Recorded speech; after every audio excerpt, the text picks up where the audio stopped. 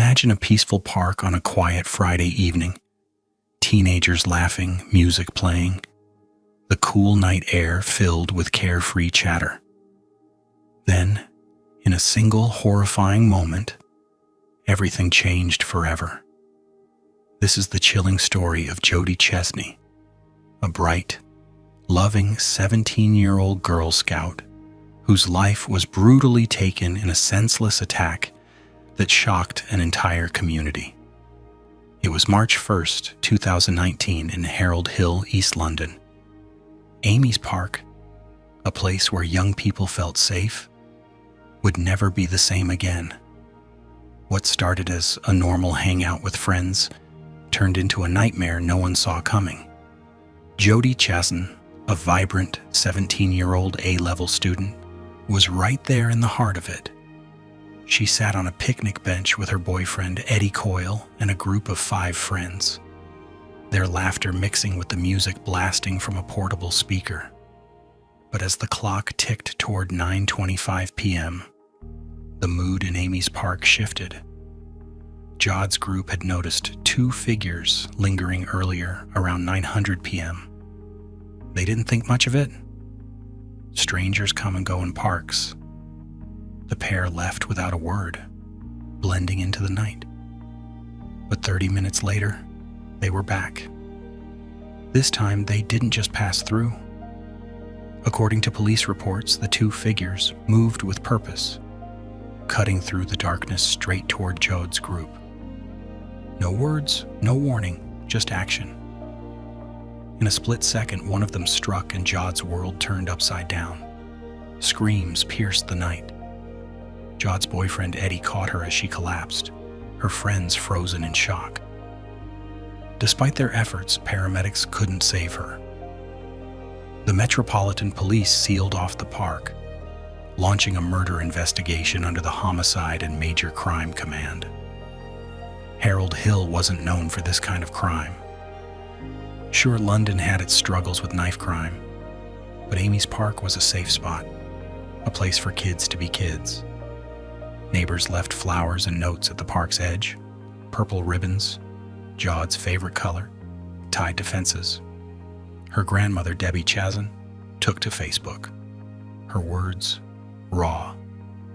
How have we come to this point where kids can't walk in a park without fear? The police vowed to find answers. But the clock was ticking. Every hour without a lead meant the trail grew colder. And yet, one question hung in the air unanswered.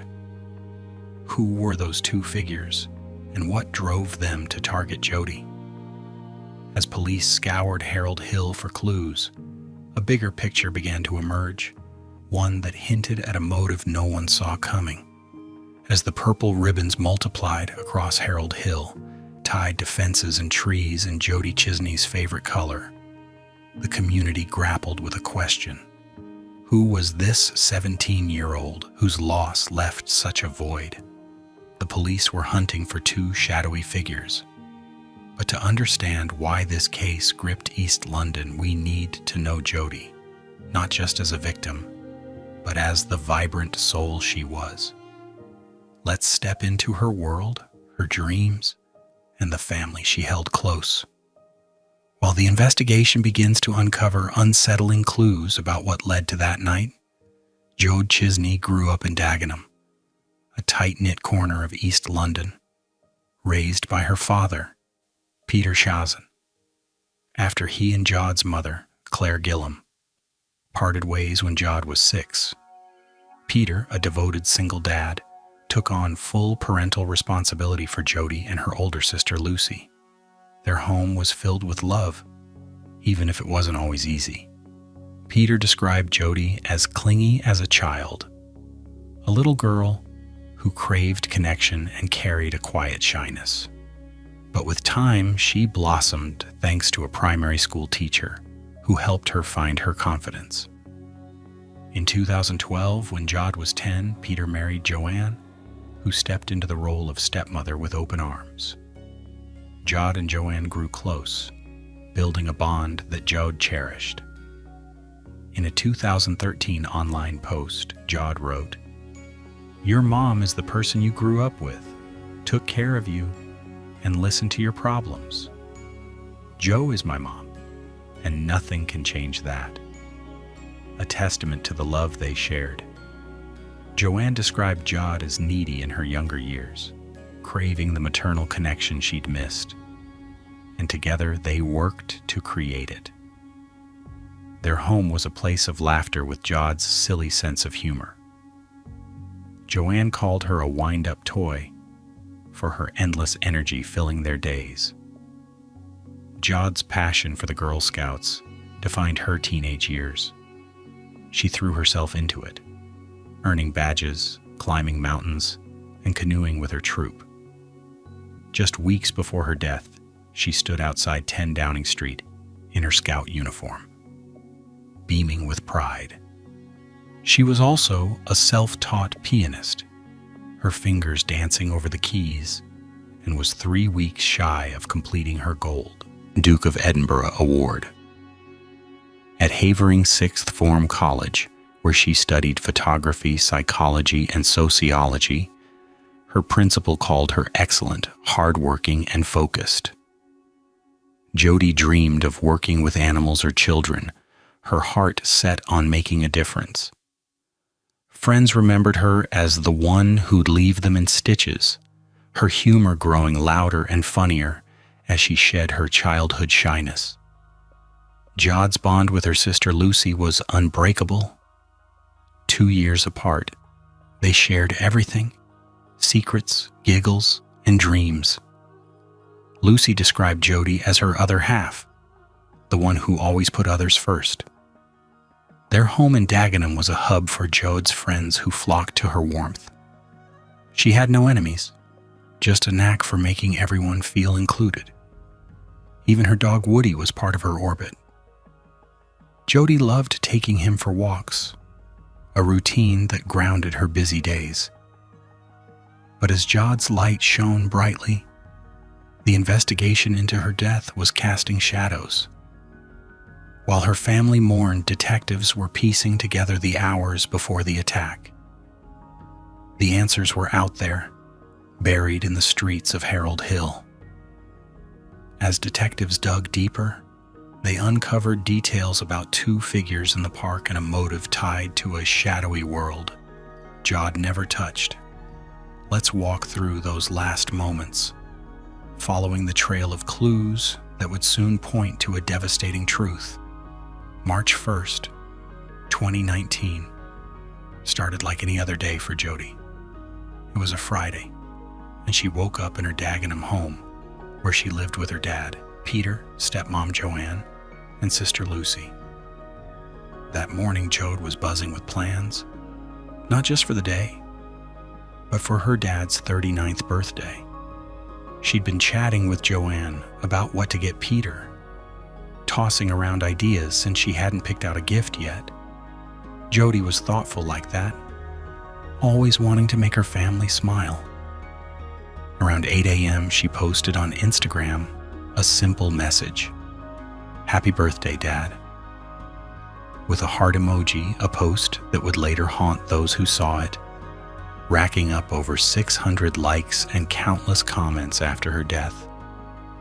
Jod spent the morning at Havering Sixth Form College, where she was in her 2nd year of A-levels, studying photography, psychology, and sociology. Around 3 p.m., classes wrapped up and Jod left college, her backpack slung over one shoulder, ready to kick off the weekend. Back home in Dagenham, Jode had one more task. Before her evening plans, she took Woody, the family's Yorkshire Terrier, for a walk, a routine she loved. Neighbors often saw her strolling with Woody, chatting on her phone, or waving to familiar faces. By 4:30 p.m., she was back home catching up with Joanne and Peter, who were getting ready to celebrate his birthday. Jodie mentioned she'd be hanging out with friends later, a typical Friday night plan. As far as we knew, she was going to do what she normally did. Joanne later recalled in an interview with The Mirror. Jode grabbed her jacket, said her goodbyes, and left around 5:30 p.m., promising to be home later. She headed to Romford. Railway station a short bus ride away to meet her boyfriend Eddie Coyle and a group of friends. By 6:30 p.m., the group, 6 teens in total, including Eddie, had gathered, their voices lively as they planned the evening. It was caught on surveillance cameras. Romford was their usual spot, a hub for East London teens with its shops and fast food joints. But that night, they decided to head to Amy's Park in Harold Hill, about a mile from Havering College, a place they often chilled at. The park near St. Neote Road had a playground at its center and benches where teens hung out after dark. By 7:30 p.m., they were settled on a picnic bench playing music from a portable speaker. The kind of low-key night Jod loved, laughing, joking, and soaking up time with her crew. Around 9 p.m., Jod's group noticed 2 figures in the park. They didn't seem out of place. Amy's Park was a public space and people came and went. The pair lingered briefly, but left without interacting. Fading into the night, Jod and her friends thought nothing of it, their music and chatter filling the air. But at 9:20 p.m., those same 2 figures returned, moving with a purpose that hadn't been there before. According to police reports from the Metropolitan Police, they approached the group directly, cutting through the darkness. One of them wore dark clothing, his face obscured. The other was less distinct, a shadow at his side. Without a word, the first figure struck, plunging a knife into Jod's back with such force that the blade snapped, leaving a 7-inch wound that collapsed her lung. The park erupted in chaos. Jod's scream pierced the night and her friends froze in disbelief. Eddie caught her as she collapsed, cradling her on the ground, shouting for help. The 2 figures fled, vanishing into the darkness as quickly as they'd appeared. Eddie, desperate, called emergency services, his voice frantic as he begged for an ambulance. Nearby residents heard the screams.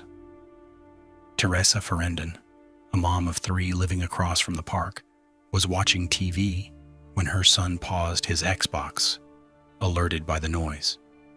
Teresa and her friend Kelly Smith ran to the park, finding Jod lying on her back, moaning with Eddie by her side. Teresa tried CPR, unaware the broken blade was still in Jod's back. A man in a van stopped to help, pressing his coat against the wound, while another friend grabbed kitchen roll to stem the bleeding. Paramedics arrived within minutes, but Jod's injuries were catastrophic. The knife had caused massive trauma and hemorrhage, as confirmed by a post-mortem at East Ham Mortuary.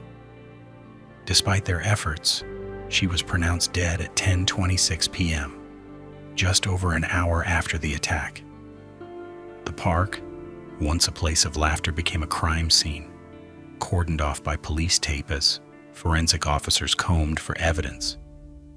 Jod's friends, still in shock, told police there'd been no confrontation, no warning, just a sudden, unprovoked act. The Metropolitan Police's Homicide and Major Crime Command took over with Acting Detective Chief Superintendent John Ross, vowing to find those responsible. "Her death is a tragedy," he said, urging witnesses to come forward. As the investigation kicked into high gear, detectives retraced Jod's final hours, confirming her movements through witness statements and phone records. The turning point in the case was a call to police from a local man.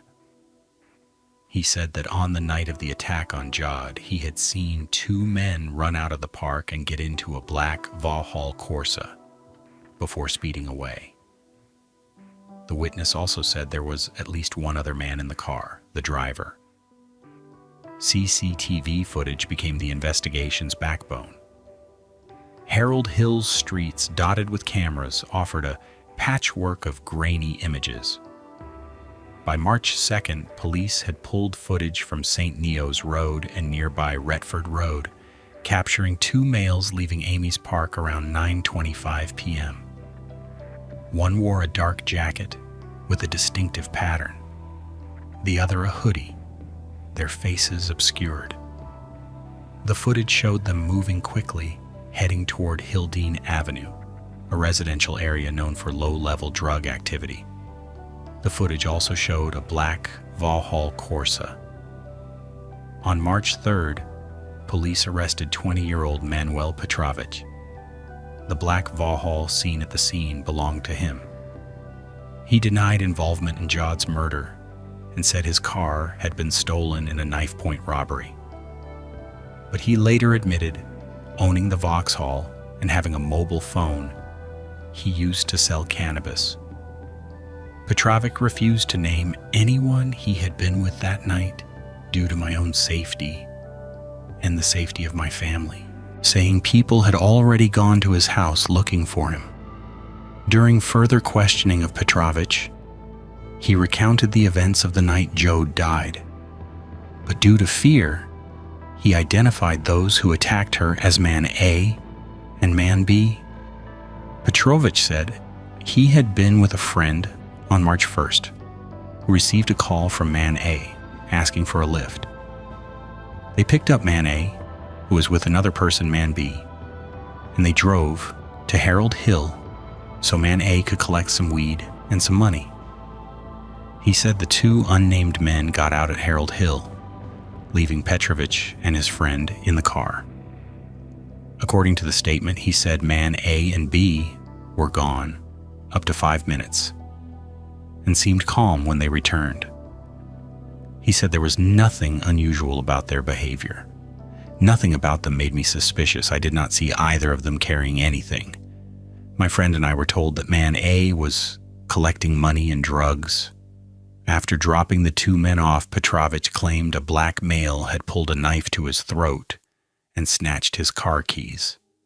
He said, "The next day I heard that a girl had been stabbed in Harold Hill. I hoped it had nothing to do with why I was in the area with Man A and Man B." Detectives identified a second suspect, a 19-year-old local known to hang around Harold Hill's drug scene, based on witness descriptions of a black male in his late teens. To avoid tipping him off, police kept his name under wraps, referring to him only as Suspect A in early briefings. But the net widened further. By March 5th, two more men, aged 30 and 38, were arrested in Romford, suspected of assisting the primary suspects. A 50-year-old man was also detained for allegedly helping dispose of evidence, though he was quickly released. We're looking at a network, not just one or two individuals, Detective Chief Inspector Dave Wells told BBC News, hinting at a deeper criminal undercurrent. Neighbors around Retford Road added more pieces. A woman in her 40s, living opposite the raided flat, told police she'd seen dodgy characters coming and going for weeks, often late at night. She mentioned a young teen matching Suspect B's description, who seemed to run errands for older men. These accounts pointed to a drug-related motive, as Harold Hill had a known issue with cannabis, often involving teens as runners. Detectives hypothesized that Jod's group might have been mistaken for rivals or caught in a territorial dispute. Though her clean record, she had no link to drugs, made this puzzling. The investigation wasn't without setbacks. The two older men arrested earlier were released, their involvement unproven. By March 10th, 9 days after Jod's death, the police were closing in. Acting on a tip, officers from the Metropolitan Police's Homicide and Major Crime Command targeted a house on Rogers Road in Dagenham, linked to Aaron Isaac's uncle. They suspected Akwi, Man A, and Isaac's Man B were hiding there, lying low after the attack. At 7:00 p.m., armed officers surrounded the property, their body cams rolling. What unfolded was straight out of a movie. Sensen Akwi, then 19, scrambled over a rear flat roof in a desperate bid to escape, only to crash through a conservatory below, glass shattering around him. "Stay where you are. Show me your hands," an officer shouted per footage released by the Metropolitan Police. Handcuffed and dazed, Anga Akwi protested. "What murder? I killed no one." His voice caught on body cam. "Murder. What? Murder. Murder. Killed no one." His phone contained texts linking him to Petrovich and mentioning business in Amy's Park. A search of his home uncovered a jacket matching the CCTV footage with traces of Jod's blood on the sleeve. Meanwhile, Aaron Isaacs, 17, slipped out a window, but didn't get far. Officers nabbed him in the back garden where he tossed a rucksack containing a Rambo-style knife, 2 toothbrushes, and hair mousse. A bizarre mix that raised eyebrows. The arrests didn't stop there. A 16-year-old boy, a friend of Manuel Petrovich, whose name police did not release for legal reasons, was also arrested on suspicion of involvement in the crime. The police were casting a wide net, aware that Harold Hill's drug scene often involved networks of runners and dealers. Petrovich's arrest stemmed from CCTV showing his car, a black Vauxhall Corsa, near Amy's Park the night of the attack, suggesting he'd driven Anga Akwi and Isaacs to the scene. By May, all 4 faced charges with Anga Akwi and Isaacs, charged with murder. Petrovich and the 16-year-old with murder and manslaughter and additional suspects, a 50-year-old man and a 38-year-old woman, briefly detained for assisting an offender, but released under investigation. Let's dive into the suspects' backgrounds. Starting with Svensson Angwi, born March 29, 2000, Angwi grew up in Harold Hill, not far from Amy's Park, raised by his mother with 4 sisters. He had a turbulent childhood marked by an absent father from Belgium, whom he met briefly in 2015. Kicked out of home in 2017 for disrespectful behavior, he lived in a Romford Social Services hostel in Collier Row. A self-proclaimed boxer with dreams of going pro, Anga Akwi was deep in the drug trade with convictions for possessing and supplying cannabis and other substances. He'd breached a 6-week suspended sentence for handling stolen jewelry in 2018, per court records reported by The Guardian. Friends described him as a county lines dealer moving drugs between London and rural areas, a world where violence was currency. In interrogation, Anga Akwi was key, admitting he was in Amy's Park, but claiming he'd only gone to pick up cannabis. He denied stabbing Jod and pointed the finger at Isaacs, saying he's the one who lost his head. Aaron Isaac, born January 27, 2002, was younger but no stranger to trouble. Living in a barking flat with his mother and brother, Isaacs had a sad and hard start, as Judge Wendy Joseph later noted at the Old Bailey. His mother struggled with mental health issues, and he'd been known to children's services since age 4. His rap sheet included possession of a screwdriver, actual bodily harm, cannabis possession, and aggravated vehicle taking. In custody, Isaacs was defiant, tossing a rucksack with a knife during his arrest. During interrogation, he claimed he was just hanging out with Anga, insisting he didn't know about any knife. "I didn't touch her," he told detectives, accusing Anga of the attack and saying he'd only run because he was scared. Manuel Petrovich, the alleged driver, was a 20-year-old Romford local with ties to the same drug circles. His background was less documented, but he was known as a trusted associate of Anga Kwu, willing to lend his car for jobs. In a prison conversation leaked to prosecutors and reported by Essex Live, Petrovic admitted he knew Anga was targeting ops in Amy's Park, saying they chefed him up a couple of months before. He claimed he stayed in the car, unaware of the attack's outcome until later. Petrovic denied murder charges, arguing he didn't know Jode was the target and hadn't intended harm.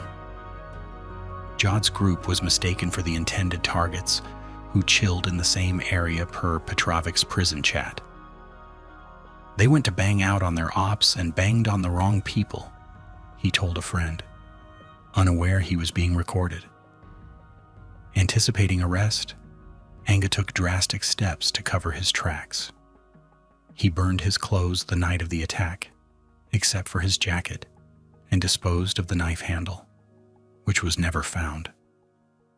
Isaacs ditched his own clothes and both fled to Dagenham, hoping to evade police. Their interrogations were a game of deflection, each blaming the other, with Anga claiming he was just a lookout, and Isaacs insisting he didn't sign up for this. Yet evidence mounted. The blood-stained jacket, phone records showing they'd planned the job, and CCTV placing them at the scene. As charges were formalized, Harold Hill grappled with the motive's senselessness. Jodie, a Girl Scout with no connection to drugs, was caught in a feud she didn't know existed. The arrests brought relief, but no closure. Her family, especially her dad, Peter, demanded justice. Peter set up the Jodie Chesney Foundation, a charity to steer youth away from knife crime, describing Jod on its website as a beautiful person who judged no one and loved everyone. Purple ribbons became a symbol of her legacy with vigils and scout events, honoring her kindness. Jod's legacy rippled beyond Harold Hill. Her death sparked national debates on knife crime, with prosecutor Crispin Allais noting another young life is lost to a knife. A sentiment echoed in Parliament. The foundation funded youth programs, and Peter's advocacy pushed for tougher laws. Though he told The Guardian in 2020, no law will bring her back.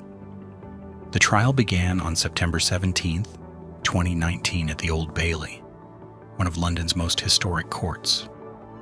4 defendants stood accused: Sensen Anqui, 19, Aaron Isaacs, 17, Manuel Petrovic, 20, and a 16-year-old boy, unnamed for legal reasons. The courtroom was heavy with emotion. Jod's family, including her dad, Peter, stepmom Joanne, and sister Lucy, attended nearly every day wearing purple ribbons in her memory. I wanted them to see what they'd done to us, Joanne told the London Economic, her resolve unshaken despite the pain. Prosecutor Crispin Allais led the Crown's case, arguing that all 4 defendants were complicit in a brutal act of unprovoked violence driven by a drug turf war. He told jurors Jod was an entirely blameless individual, caught in a case of mistaken identity, likely mistaken for rivals who frequented Amy's Park. Allais leaned on damning evidence, CCTV, showing Petrovic's black Vauxhall Corsa near the park, Anqui's blood-stained jacket, and phone records linking the group to a planned job. He cited a prison conversation where Petrovic admitted Anqui targeted ops, but banged on the wrong people. Allais argued Anqui was the stabber with Isaacs as his enthusiastic supporter, while Petrovic and the 16-year-old knowingly aided the attack. This was no spontaneous act, Elite said per BBC News, emphasizing the group's intent to cause. Her story is a painful reminder of how knife crime continues to destroy innocent lives and tear families apart. Peter's words still echo. No law will bring her back. But through the Jodie Chesney Foundation, her family is fighting to prevent other families from suffering the same pain. What do you think? Could stronger laws and better youth support stop these tragedies? Or is the problem much deeper? Drop your thoughts in the comments below. Which true crime case should I cover next?